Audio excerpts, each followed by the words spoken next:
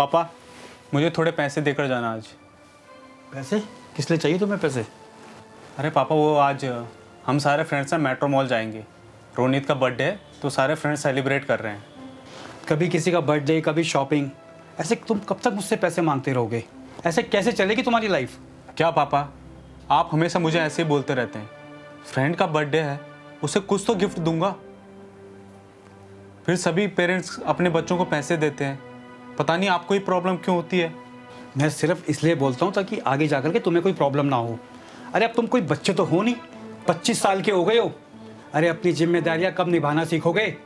और ये जो वक्त आज तुम खराब कर रहे हो ना बेटा, ये लौट करके दोबारा नहीं आएगा, समझ लेना इस बात को। पापा मैं अपनी सारी जिम्मेदारी अच्छे से जानता हूँ, मैं बच्चा नहीं हूँ कि आप जो मुझे हमेशा अंडर एस्टिमेट करते रहते हो। बताइए कौन सा काम है जो मैं नहीं कर सकता हूँ? वो तो पार्टी थी, बस इसलिए आपसे रिक्वेस्ट कर रहा था। ठीक है मैं आता हूँ, अभी रुको।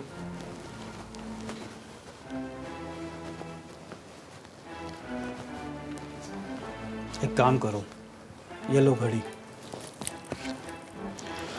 और इनके पास जाना और इनसे कहना कि मुझे इस घड़ी के समय को बेचना है। बस इतनी सी बात? ये तो मैं चुटकियों में करके आऊँगा। बेटा तुम्हें घड़ी नहीं, इस घड़ी में चल रहे समय को बेच कर आना है। समय को बेच के आना? हाँ, और अगर तुमने इस घड़ी के समय को बेच दिया तो मैं तुम्हारी हर बात मानूंगा। फिर तुम्हें शॉपिंग के लिए, पार्टियों के लिए पैसे भी दूंगा। ठीक है पापा, मैं जाता हूँ उनके पास।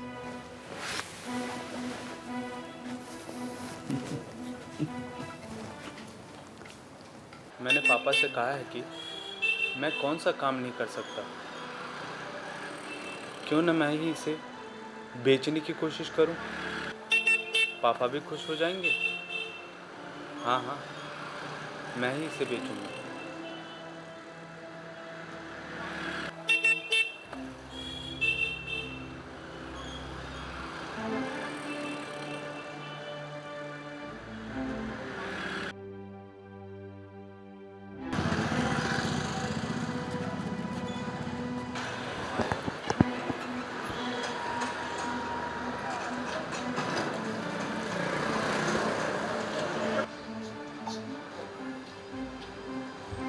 भाई साहब, मैं इस घड़ी को बेचना चाहता हूँ।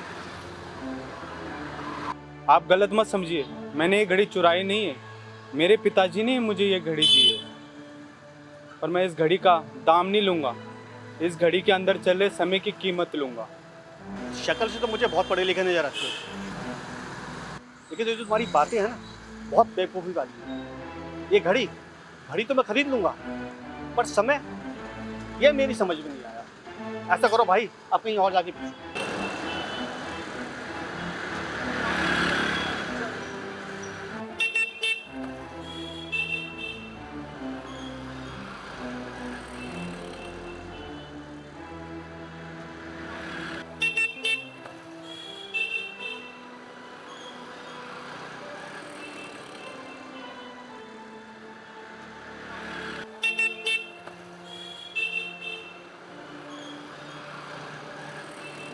समझ नहीं आ रहा है कि क्या करूं, कहाँ जाकर इसे बेचूं। लगता है पापा ने जिन स्वामी जी का पता दिया था उन्हीं के पास जाना पड़ेगा। हाँ हाँ, यही ठीक रहेगा।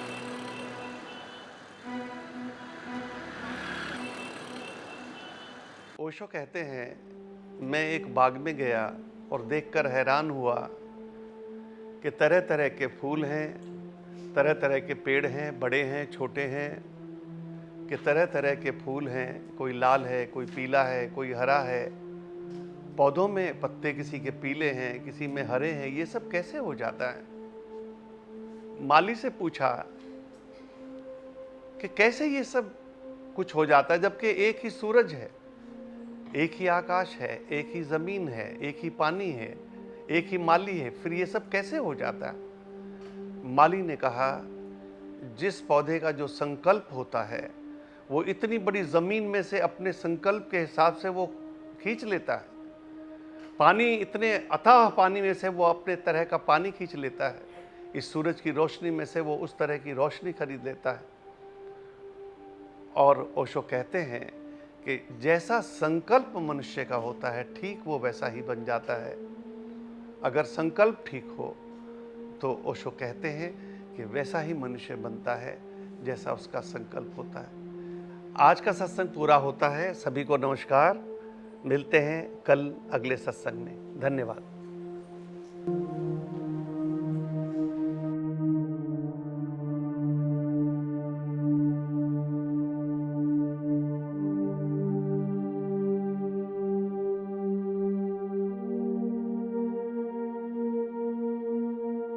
बोलो बेटा, क्या बात है?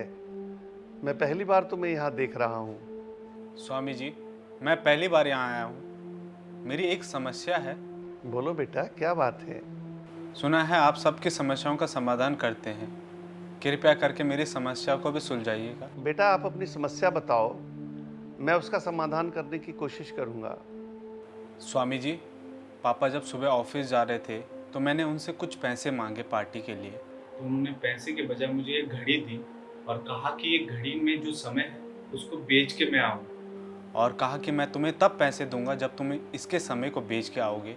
तो मैं उस घड़ी को लेके बाज़ार गया। बाज़ार में अनेकों दुकानों पे मैं भटका, लेकिन मैं उस घड़ी के समय को नहीं बेच पाया। अंत में पापा ने मुझे जो आपका कार्ड दिया था वो देखकर मैं आपके पास आया हूँ। मैं समझ गया आपके पापा ने मेरे पास क्यों भेजा है। समय का कोई मूल्य नहीं है, समय तो अमूल्य है। समय अमूल्य है? मैं कुछ समझा नहीं स्वामी जी। ठीक है, मैं तुम्हें एक कहानी से समझाऊं तो आप समझ पाओगे। समय की कीमत नहीं बता सकता, लेकिन एक कहानी से आपको समझाने की कोशिश करता हूं। पुराने ज़माने की बात है। एक गांव में राजेश्वर नाम का एक आदमी रहता था और बहुत आलसी था। कुछ काम करता नहीं था। समय से तो कोई भी काम नहीं करता था। पत्नी भी उससे दुखी रहती थी, लोग भी उसको कोई काम नहीं देते थे। फिर एक दिन उसको याद आया कि राजा जो यहाँ का है वो किसी ज़माने में उसके साथ गुरुकुल में पढ़ा करता था। तो उसने सोचा चलो राजा से मदद मांगते हैं, और राजा के पास गया और उसको याद दिलाया कि गुरुकुल में मैं आपके साथ पढ़ता था, आप राजा थे, राजा बन गए, और मैं गांव में किसान का बेटा था और वहाँ पर उसी के साथ रह गया। उसने कहा तुम क्या चाहते हो, मैं तुम्हारी क्या मदद कर सकता हूँ। उसने कहा कि आप कुछ अगर मुझे धन दौलत दे दें जिससे कि मेरा भी गुजारा चल सके। उसने कहा ऐसे तो मैं तुम्हें नहीं दूंगा। राजा ने कहा कि गुरुकुल में जो किताबें हम पढ़ा करते थे वो जितनी किताबें ले आओगे उसी के तौल के बराबर मैं तुम्हें उतना सोना दे दूंगा। बड़ा खुश हुआ। उसने कहा ठीक है मैं लाता हूँ। उन्होंने कहा नहीं, कल ले आना, और याद रखना शाम को 6 बजे से पहले लाना, क्योंकि 6 बजे मेरे महल के दरवाजे बंद हो जाते हैं। उसने कहा मैं जल्दी आ जाऊँगा, और भागा। घर गया, पत्नी को बताया। पत्नी बहुत खुश हुई, उसको कहा कि अच्छा खाना बनाओ, कल हमारी किस्मत बदलने वाली है। और खूब अच्छी तरह से खाया और खा के सो गया। सुबह पत्नी ने जगाया कि आपको वहाँ जाना है। उसने कहा जल्दी क्या है, पर उसने कहा नहीं जल्दी उठो। जल्दी उठा, नाश्ता किया। फिर उसने कहा मैं थोड़ी देर सो जाता हूँ, तो उसके बाद मैं चला जाऊँगा, शाम को 6 बजने में भी बहुत देर है। सो गया, लेकिन पत्नी ने फिर जगा दिया कि जल्दी उठो और जाओ, नहीं तो शाम के 6 बज जाएंगे तो महल के दरवाजे बंद हो जाएंगे। और वहाँ से वो भागा, लेकिन धूप इतनी थी, गर्मी थी। एक पेड़ के नीचे थोड़ी देर आराम करने के लिए रुक गया और उसको नींद आ गई और वो सो गया। उसके बाद उसकी नींद जब खुली तो 7 बज चुके थे, और वहाँ से किताबें लेके भागा। बहुत कहा दरबान को कि दरवाजे खोल दो, लेकिन दरवाजे नहीं खुले तो नहीं खुले। फिर वो बहुत पछताया कि ये कैसे मेरा दिन पूरा चला गया और मैं जो चीज़ आज किस्मत बदलने वाली थी वो नहीं बदली। बहुत पछतावा हुआ। अच्छा बेटा, अब तुम ही बताओ तुमने इस कहानी से क्या सीखा। स्वामी जी, मुझे लगता है कि राजेश्वर को समय बर्बाद नहीं करना चाहिए था। उसे जब मौका मिला था धनवान बनने का, तो उसे बिना समय गवाए राजा के महल में पहुंच जाना चाहिए था। बिल्कुल ठीक है बेटा। अब तुम समझ ही गए होगे बेटा कि जीवन में समय का क्या मूल्य है। जो समय को बर्बाद करते हैं वो खुद बर्बाद हो जाते हैं। आपको पता लग ही गया होगा कि समय को बर्बाद नहीं करना चाहिए, और हमें समय को उन चीज़ों पे लगाना चाहिए जो उपयोगी हैं, और उन चीज़ों में बर्बाद नहीं करना चाहिए जिनका कोई फायदा हमें जीवन में नहीं होता है। एक कहावत है बेटा कि अगर तुम समय की कदर नहीं करोगे तो समय तुम्हें बर्बाद भी कर सकता है। इसलिए जीवन में अगर तुम आगे बढ़ना चाहते हो तो आलसी मत बनो, समय का सदुपयोग करो ताकि तुम्हें उस आदमी की तरह पछताना ना पड़े। और तुम्हारे पिताजी तुम्हें यही समझाना चाहते थे। स्वामी जी, मैं बहुत बड़ी गलतफहमी में जी रहा था। आज मुझे समय की कीमत का पता चला है, जो कि अनमोल है। मैं इसे व्यर्थ में नहीं गवाऊंगा।